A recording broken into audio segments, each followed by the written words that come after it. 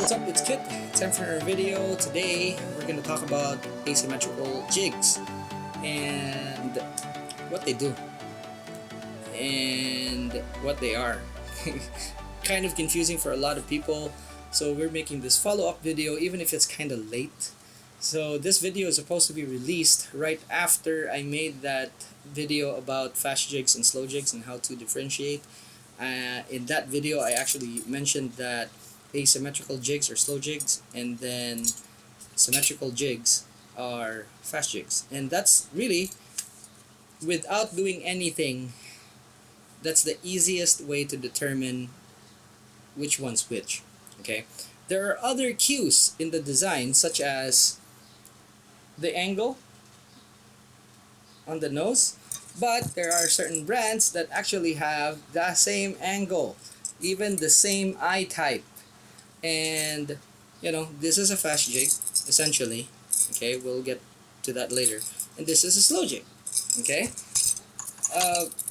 there are some people that say that, hey, slow jigs are more flat and fast jigs are more slender. This is a slow jig and it is actually long and slender. So it's actually not as easy as, or clear cut. And then some people say that, oh, the eyes, fast jigs have more oblong eyes, whereas slow jigs actually have more rounded eyes. Okay, so more rounded eyes for slow jigs, like so. Okay, rounded eyes. And for fast jigs, they're more oblong, right? And then you'll find that this is a slow jig with oblong eyes, and this is a fast jig with round eyes. So really, as manufacturers themselves, they're not really making it easy for people. That is because there's really no standard when it comes to these things. And as much as we like, and as much as we hate these things, we are left to fend for ourselves when it comes to this jungle of jigs. So hopefully this video will clear some things out and it will help you. Alright? If you're new to this channel talks about the hows and whys of fishing. We cover everything from big game, ultralight, everything in the middle, including fly fishing. And today we're talking about asymmetrical fast jigs and asymmetrical slow jigs. First, why? Okay. Well, aside from the fact that they want to confuse all of us, movement. Alright? That's it. So, there are some times where you want your jig to just linger in a spot, and that's not going to happen with symmetrical jigs. Symmetrical jigs are made so that they drop down, and the action that you get from them is when you're reeling up. Okay, so this moves around like that, this slides left and right. Fast jigs. Okay, now slow jigs, basically, they're designed to stay longer in the strike zone. And that's what they're invented for, and that's why they're effective in situations where the fish are not active, or the fishing is tough. It is just for the simple fact that they linger on a specific, let's say, a specific area. Okay, so something like this, okay, as you can see, is a fast jig that is asymmetrical. But what this fast jig can do is linger in a specific area longer than a symmetrical jig would. So if I drop this down, I jig this up, okay, it goes up the water column quite fast. If I use this, okay, I can drop it and it's going to be in the same area or near the same area longer than this, and I can work this slower because it flutters. Can I use this as a slow jig? Well, yes and no. Actually, I spoke about this particular jig, the drift tune, with Minami-san, the CEO of Hots, the maker of this jig. And I told him like, hey, that jig, you can use it as a slow jig. And because it is asymmetrical, it does have the function, okay? But remember, when you're fast jigging, you're dealing with thicker line. Now, could you use this as a slow jig with thin line? To a certain extent, you can. But the problem with this jig is that when you drop it, it doesn't flutter.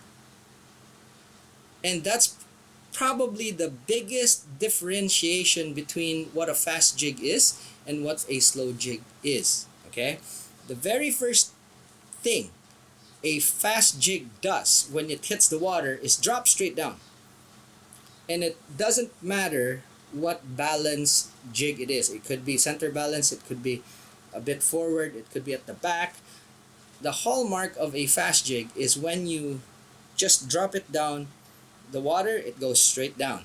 Alright?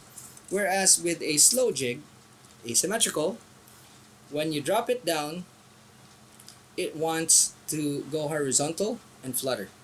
And that is the hallmark of a slow jig. There are no slow jigs where you drop down and then it just straight down plummets to the bottom. That doesn't happen. Slow jigs are designed to go horizontal and flutter. And this is why it's very effective when you're fishing in situations where bites are few and far in between, or fish are hugging the bottom, or when you're targeting bottom fish. Because these jigs can linger in the area the longest.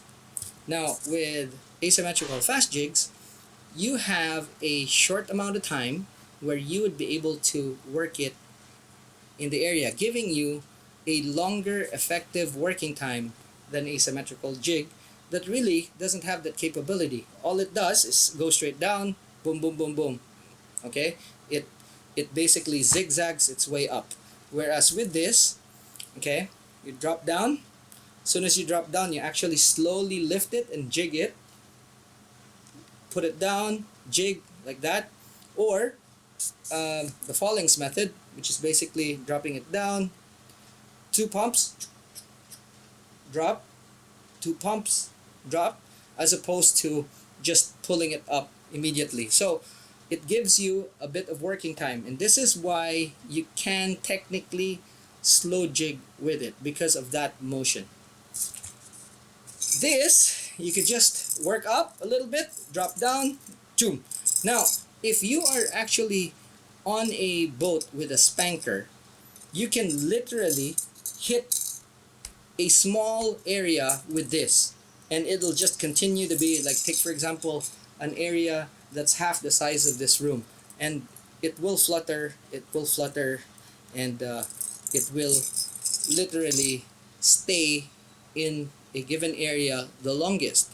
Whereas with the fast jigs, they will tend to actually drift with the current more, because remember, you're using thicker line, so it will drift. But with this, at least you'll have a bit more working time than this. What about sliders such as this one? The odd thing about this jig is that we experimented a lot with the Cutlass, and one of those experiments is actually rigging it as a slow jig, because it might look asymmetrical like this, but it's also asymmetrical like that. Okay, see? As you can see, this jig has the heavy bit on the bottom, and it can fall like this. Okay, like that. Instead of when you're jigging it, and it goes like that, sideways.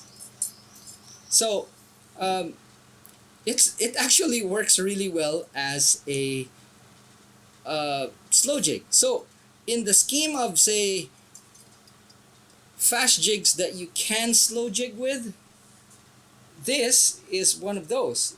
The other one would be the pebble stick. So it's actually a slow jig that you can fast jig with, but it's almost like this, really. The balance, and this is the most important thing here, It's the balance that makes it capable to do both jobs. Okay? Can you do that with other jigs? Not all jigs. Not all jigs. This is a Kensaki, Storm Kensaki, and in the US it's called the Williamson Kensaki. This is originally it was designed as a slow jig. And I know that a lot of people in the US are actually using this for fast jigs, even to a point where they actually just yo-yo with it and call it slow jigging, which is wrong. It's not. Okay? You don't just drop it down and reel it in. Obviously, you're fishing in an area where you could fish with a carrot and actually catch tuna. That's a different story. But this jig is designed as a slow jig that you can fast jig with. Okay? So part of the reason, or part of the design of this, is for it to be extremely balanced, so that, again, we go back to balance. Part of the brief for creating this is that when it's called for, you could fast jig with it. And we have. I mean, I was part of the team that field tested this. And when we were testing it, we were, at one time we were fast jigging with it using our slow jigging rod and reel. And that worked, especially on tuna. So, yes, there are certain places. I know a few friends in the Philippines actually use this almost exclusively as a fast jig, and it works for them. Great. Mix and match. Alright, so there are telltale clues. As you can see, this one's head is flat. Fast jigs usually have an angle. Okay, and then slow jigs, not so. You'll find that there are jigs that are perfectly kind of symmetrical when you look at them from the top like that. But they're asymmetrical when you're looking at them on the bottom and on the top like that. Again, see, fast jigs would have that feature. And then here comes Nomoro jigs with angles and eyes that are like literally fast jigs. But these are actually slow jigs. Okay, both of these are Nomoro jigs. And we're going to rig them soon. But again, the easiest way to tell is for you to drop them down with or without hooks. And what happens is the fast jigs would head straight down to the bottom, whereas with slow jigs, you'll need your thumb on the spool of your reel.